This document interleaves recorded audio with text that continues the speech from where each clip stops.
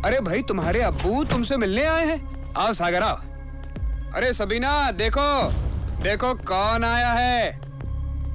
सागर आओ ना, आ जाओ, आओ आओ आओ देखो।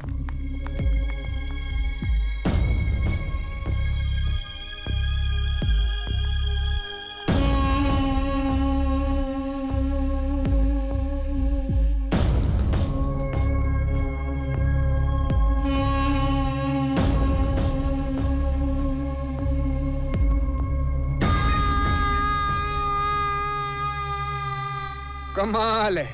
अरे भाई कोई कुछ बोलेगा पूछेगा भी। जाओ चाय और नाश्ता लेकर आओ। आओ सागर बैठो। अरे बैठो ना, ये भी तुम्हारा अपना ही घर है। यकीन नहीं आ रहा? सबीना से पूछ लो। सबीना बताओ इन्हें किसका घर है ये? हमारा। और अगर तुम चाहो तो ये तुम्हारा भी हो सकता है। मेरी बेटियों ने अपनी मेहनत और पसीने की कमाई से ये सब हासिल किया है। हाँ अब्बू, जितना ये सब अम्मी का है उतना ही आपका है। आपने ही तो बचपन से लेकर आज तक हम लोगों का पेट पालकर हमें जवानी बख्शी है। इसीलिए हमारी कमाई पर आपका भी बराबर का हक है।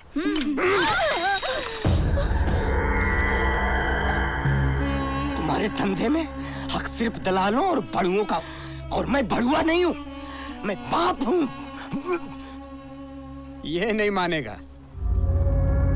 सागर हुसैन, तुम जैसे लोग बंद आंखों से सपना तो देखते हैं, पर जब वो सपना हकीकत बन जाता है तब तुम उस हकीकत को भी सपना समझकर अपनी आंखें बंद कर लेते हो।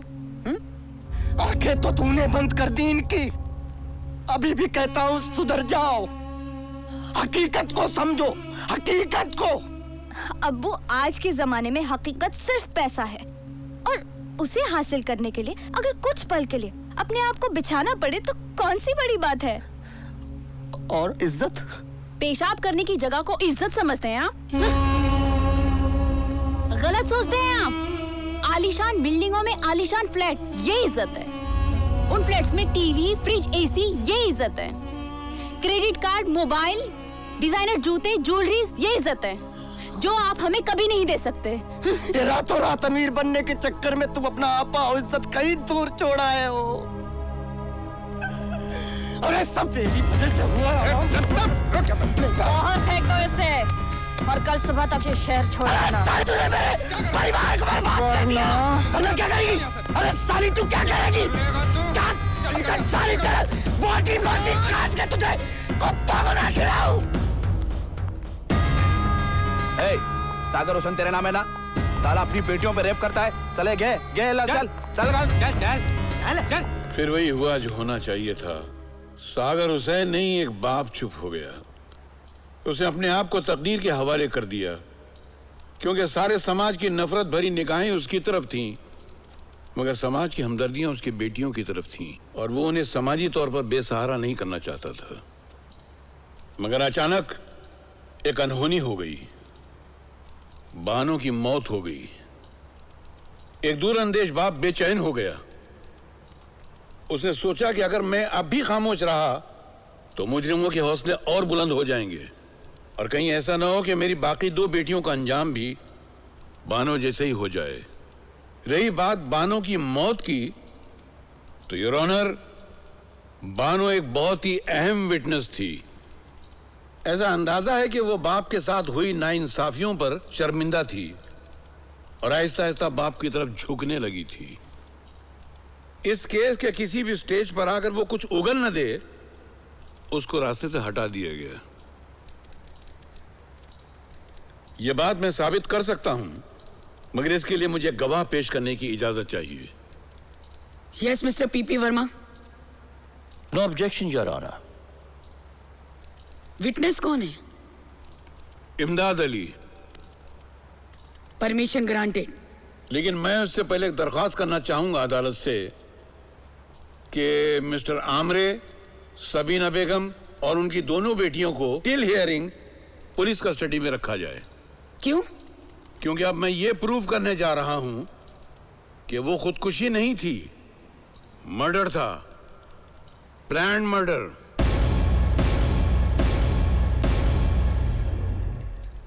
और मैं नहीं चाहता हूं कि इनमें से किसी का भी हशर बानो जैसा हो। ये अदालत प्रोसिक्यूशन को हुक्म देती है कि मिस्टर आमरे, शबीना बेगम और उनकी दोनों बेटियों को पुलिस निगरानी में रखा जाए। इमदाद अली साहब, आपका पूरा नाम क्या है? जी, इमदाद अली वल्द गुलाम अली। जी। आप ये मुलजिम सागर हुसैन को कब से जानते हैं? लखनऊ से। ये मेरे बचपन का दोस्त है। मैं और सागर हुसैन बचपन से खेल कूद कर बड़े हुए हैं। पहले मैं मुंबई चला आया था, बाद में इसने मुझसे कांटेक्ट किया काम के लिए, तो मैंने बिला झिझक उसे यहाँ बुला लिया। अच्छा, मतलब आपका और सागर हुसैन का बहुत लंबा साथ रहा है। आपने अपनी जिंदगी में किसी भी बातचीत में, ताल्लुकात में सागर हुसैन को कैसा पाया? जैसा एक शरीफ आदमी को होना चाहिए वकील साहब। मगर सागर हुसैन पर तो अपनी 3 सगी बेटियों के बलात्कार का इल्जाम है। आपकी दानिश से वो ऐसा बेहुदा और गंदा काम कर सकता है?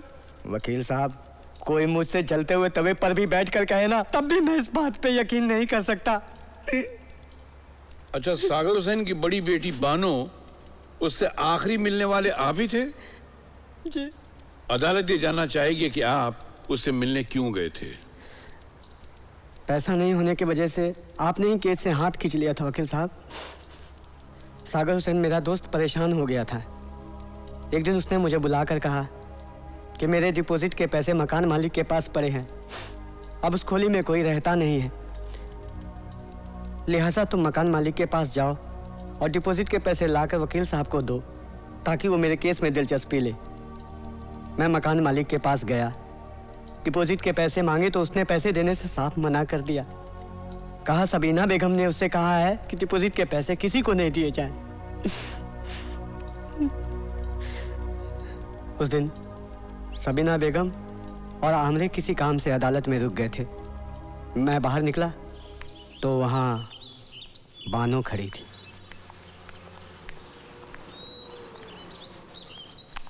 बानो, देखो, अपनी खुशी के लिए किसी की जिंदगी बर्बाद कर देना कहाँ तक ठीक है बताओ? चाचू, पर मैं क्या कर सकती हूँ? देखो बेटी, मैं मुमरा वाले मकान मालिक के पास गया था वो डिपॉजिट के पैसे लेने के लिए। खोली खाली पड़ी है, तुम लोग रहने के लिए बड़े मकान में चले गए हो। अगर डिपॉजिट के पैसे मिल जाते तो मैं वकील की फीस दे पाता। तो ले लो। वो नहीं देगा। वो कहता है जब तक तुम या तुम्हारी अम्मी नहीं कहेंगी तब तक वो पैसे नहीं देगा। ठीक है चाचू, आप कल आ जाइए, मैं दिलवा देती हूँ। अरे चाचा, आप अस्सलाम वालेकुम, आइए ना। वालेकुम सलाम। आइए आइए, बैठिए बैठिए ना। एक मिनट, हाँ बस 1 मिनट, ये ख़त्म कर लो। ये लेटेस्ट मोबाइल है, इसमें बहुत सारे फंक्शंस है। यू नो, इसमें कैमरा भी है। आपका फ़ोटो खींचो, 1 मिनट, देखिए ना। ये देख, खींच गया ना? अच्छा है। एक आपका और मेरा। हाँ 1 मिनट, मैं यहाँ रख देती हूँ। अब आपकी और मेरी मूवी बनेगी। हाँ, और लो, मोबाइल के चक्कर में आपको पानी पिलाना ही भूल गई। ये लीजिए, पानी पीजिए, लीजिए। बानो, वो डिपॉजिट के पैसों का क्या हुआ? अरे चाचा, मैंने आते ही मकान मालिक को बुलाया था। वो अभी क्या हुआ है, पैसे लेके आता ही होगा। थोड़ी देर रुक जाइए। क्यों बे भड़वे, क्या करने आया था यहाँ पर? अम्मी, हाँ, जासूसी करने आया था छिनाल की। क्यों अपनी चिकनी चुपड़ी बातों में मेरी भोली भाली बेटी को फंसाने आया है? सबीना, मैं... चुप! अपने दोस्त सागर हुसैन का हश्र देखने के बाद भी तुझे अक्ल नहीं आई? तू तो अब मेरी हिट लिस्ट पर है। तुझे तो मैं ऐसी जगह मारूंगी जहाँ तुझे पानी तक नहीं मिलेगा। जरा मेरी भी तो सुन। चाचू खुद यहाँ नहीं आए, मैंने बुलाया था उन्हें। मकान मालिक अभी आता ही होगा, डिपॉजिट के पैसे लेने गया। अच्छा, चल इधर। अकेले रूम में बच्ची के साथ क्या कर रहा था? पहले बाप लगा हुआ था और अब चाचा भी बहती गंगा में हाथ साफ करने की कोशिश कर रहा है। अगर आज के बाद तेरा थोबड़ा यहाँ देख लिया तो तू यहाँ से अपने पैरों पे चलकर नहीं जाएगा। हमारी भोली भाली बच्ची को इमोशनल ब्लैकमेल करके पैसे मांगने आता है। बाप का माल समझा है क्या? चल निकल यहाँ से, चल। फिर क्या हुआ? फिर मैं वहाँ से चला आया, लेकिन शाम को मुझे पता चला कि बानो ने खुदकुशी कर ली। लेकिन मुझे नहीं लगता वकील साहब, बानो ने खुदकुशी की होगी। मैंने उसमें अपने बाप के लिए जज्बाती तब्दीलियां महसूस की थी। उसे अपने बाप से हमदर्दी हो चली थी। शायद आमरे और सबीना ने भी उन तब्दीलियों को महसूस किया होगा, इसलिए उसे इन्होंने रास्ते से हटा दिया।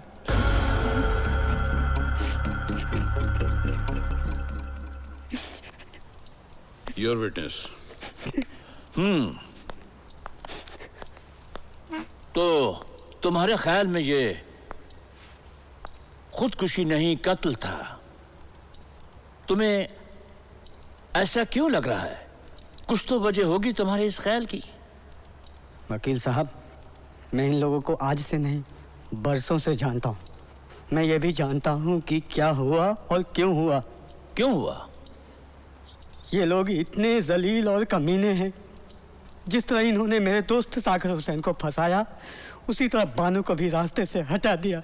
मिस्टर इमदाद अली, आपने मेरे सवाल का जवाब नहीं दिया। ये कत्ल क्यों है, खुदकुशी क्यों नहीं?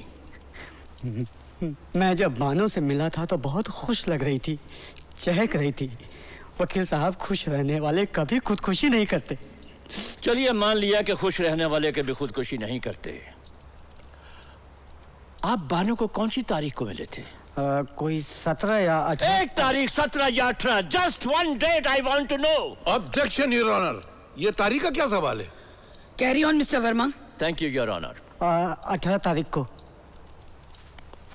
योर ऑनर, यह शख्स झूठ बोल रहा है, क्योंकि सागर हुसैन के केस की तारीख 17 थी और बानो ने 18 तारीख को खुदकुशी की थी। अच्छा, जब तुम बानो के घर गए तो सबसे पहले क्या हुआ? पहले उसने मुझे बिठाया, फिर पीने के लिए गिलास पानी दिया। योर ऑनर, यहां भी यह शख्स झूठ का सहारा ले रहा है।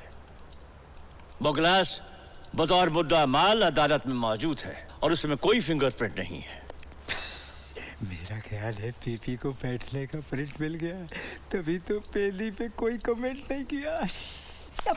जब भी कोई खुदकुशी पुलिस के नोटिस में लाई जाती है तो उसमें हर किस्म के पहलू के बारे में सोच विचार होता है। जाहिर है कि मर्डर के पहलू में भी सोच विचार होता है। फिर भी अगर अदालत अपना इत्मीनान करना चाहती है तो सारा सामान अदालत में। योर ऑनर, बानो की खुदकुशी से ताल्लुक रखने वाला जितना भी मटेरियल कोर्ट में मौजूद है, मैं उसका इंस्पेक्शन करना चाहता हूँ। पंचनामा मुद्दा माल को कोर्ट में पेश किया जाए।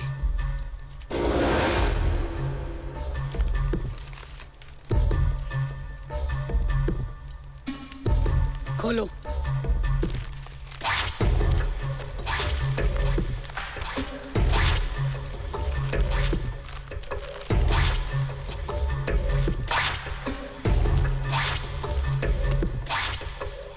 योर ऑनर, यह मुद्दा माल अभी अभी खुला है, जिसे ना मैंने देखा है ना इमदाद अली ने देखा है। यह पानी की बोतल और यह गिलास साबित करते हैं कि मेरा गवाह झूठ नहीं बोल रहा है। लेकिन अब सवाल यह होता है कि इन पर फिंगरप्रिंट्स क्यों नहीं है? जरा ये मोबाइल जज साहिबा को देना तो।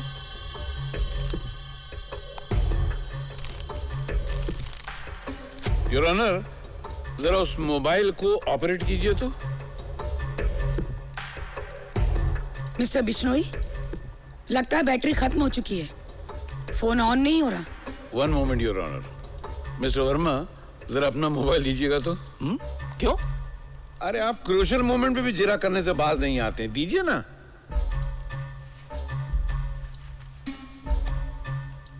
Thank you. इसकी बैटरी निकाल कर उस मोबाइल में डाल दो।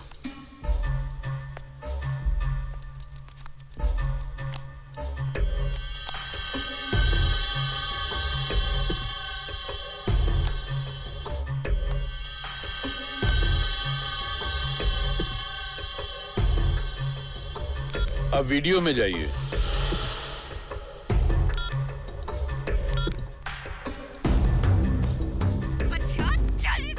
बच्ची के साथ क्या करा था?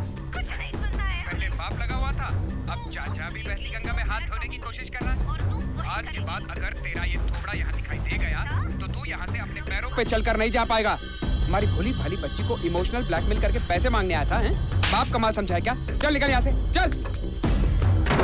वो तो शुक्र करो कि मकान मालिक ने फोन कर दिया और हम यहाँ पे सही वक्त पर पहुँच गए, वरना इस कमीनी ने तो इमदाद को पैसा दिलवाकर सागर को बाहर और हमें अंदर करवाने का पूरा बंदोबस्त कर लिया। अच्छा कुतिया जलील, आज तू इतनी बड़ी हो गई कि फैसला खुद करने लग गई। अरे भूल गई वो दिन जब 50-50 रुपए के लिए यारों के पहलू गरम करती थी। अरे दुआ दे तू आमरे को जिसने तुझे बार में रखाया और हमारे दिन फिर गए। भूल गई सब। आखिर मैंने ऐसा कौन सा गुनाह कर दिया अम्मी जो तू आप से बाहर हो रही है? अरे वो मेरा बाप है, उसकी जरा सी मदद क्या करनी चाहिए? तूने तो आसमान सर पर उठा लिया। क्या गलती थी उसकी? हाँ यही ना कि वो हमें गुमराही के रास्ते से बाहर निकालना चाहता था, जो हर गैरतमंद बाप का फर्ज होता है। खैर फर्ज तो तेरा भी था, लेकिन तू अपनी मस्ती में मस्त, अय्याशी में धुत, माल समेटने में लगी हुई थी। तू कमीनी है, बेगैरत है। तेरी जबान कुछ ज्यादा ही लंबी हो गई है, बहुत बोलने लगी है तू। तू बीच में मत बोल कमीने, ये हमारा फैमिली मैटर है कि सारी जिंदगी मेरे बाप को जेल में सड़ाने का इरादा रखा है। बड़वे चुड़ैल, आज ये मैटर तेरा फैमिली मैटर हो गया और मैं भड़वा। अरे क्या करती है? हम तीनों बहनों को दागदार कर दिया और पता नहीं कितनी बहनों को दागदार किया होगा। तू तो समाज का दागदार है। क्या करती है? पागल हो गई है? आप पागल हो गई हो? अम्मी छोड़ मुझे। हमारे टुकड़ों पे पलने वाला कुत्ता साला मेरे पे हाथ उठाता है। कर बदजुबान, ना छोटा देखती है ना बड़ा, जो मुंह में आए बके जा रही है। अरे रोटियां चढ़ गई है तुझ पे, खुशियां हजम नहीं होती, चर्बी चढ़ गई है तुझे, चर्बी। चल चल हमरे से माफी मांग। चर्बी तो तेरी आंखों पे चढ़ गई है अम्मी, जो तुझे इस आदमी के सिवा कोई दिखता ही नहीं। माफी मांगू और इस कुत्ते से तू कभी नहीं, हरगिज़ नहीं। आज मैं कोई फैसला करके ही रहूंगी। क्या फैसला करेगी? है क्या तेरे बस में? तू देखती जा मेरे बस में है क्या। आज तक तुझे लगा ना कि तेरे सारे पासे सीधे पड़े, उसकी वजह भी हम ही हैं। तू समझती है कि तू बहुत होशियार है, बहुत चालाक है, तुझे बहुत नाज है अपनी चालाकी पर ना। मैंने तेरा और तेरे इस यार का ऊंचा सर नीचे नहीं किया ना, तो मेरा नाम भी बानो सागर हुसैन नहीं। अदालत में सब कुछ बता दूंगी, तुम लोगों के सारे कच्चे चिट्ठे खोल दूंगी, बोलूंगी कि बलात्कार मेरे बाप ने नहीं, इसने किया है और तू उसमें शरीक के जुर्म है। एक एक बात बताऊंगी। मुझे तुमसे और तुम्हारे इस माहौल से नफरत हो गई है। जा रही हूं मैं।